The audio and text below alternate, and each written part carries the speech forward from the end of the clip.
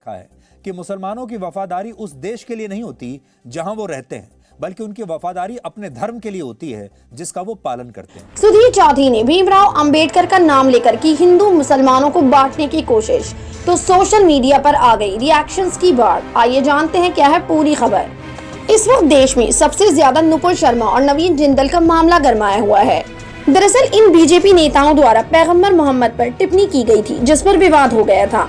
मुस्लिम देशों ने भी इसका विरोध किया था। इस मुद्दे पर पहले 57 मुस्लिम देशों के संगठन इस्लामिक सहयोग संगठन OIC ने विरोध जताया और इसके बाद अरब देशों ने भारतीय उत्पादों का बहिष्कार शुरू कर दिया।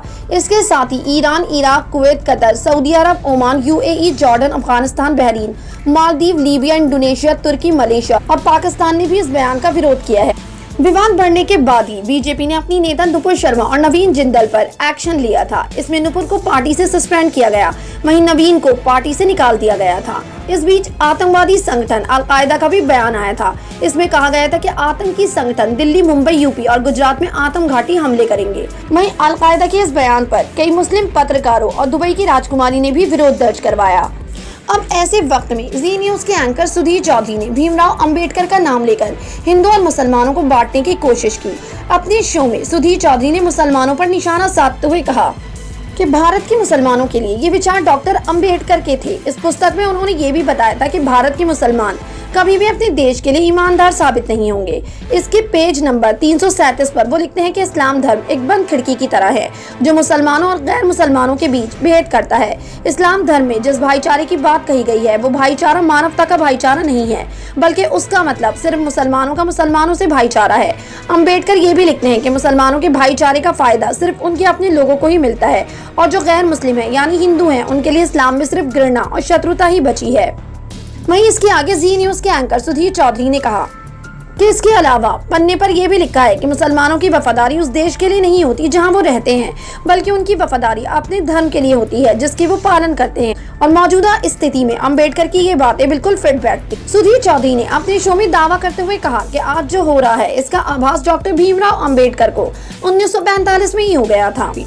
तो वहीं सुधीर चौधरी के इस बयान और ट्वीट पर कई सोशल मीडिया यूजर्स उनको घेरते हुए दिखाई दे रहे हैं। इस पर इतिहासकार अशोक कुमार पांडे ने ट्वीट करते हुए लिखा, 2-4 पन्ने और पलटो जहां डॉक्टर अंबेडकर ने लिखा है कि 2 राष्ट्रों के सिद्धांत के मामले में सावरकर और जिन्ना के विचार आश्चर्यजनक रूप से एक जैसे हैं। व्हाट्सएप पर आए पन्ने नहीं, पूरी किताब पढ़िए तो आँख खुल जाएगी।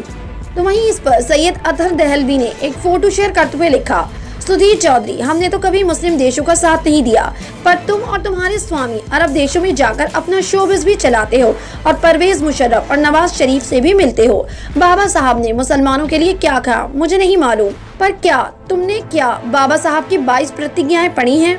तो वहीं इस पर सैयद अतहर दहलवी ने भीमराव अंबेडकर की 22 प्रतिज्ञाएं शेयर करते हुए लिखा, तुम खुलेआम भारतीय मुसलमानों के खिलाफ जहर उगल रहे हो, इनके खिलाफ लोगों की भावनाओं को भड़का रहे हो। अगर बाबा साहब के लेखन से इतना ही प्रेम है तो इनकी ये 22 प्रतिज्ञाएं भी पढ़ लें। तो इस पर रिएक्शन देते हुए शिवा नाम के एक यूजर ने लिखा, भगत सिंह ने कहा था कि कुछ पत्रकार अपने फायदे के लिए देश में हिंदू मुसलमान करते हैं और आज उनकी ये बात बिल्कुल फिट बैठती है।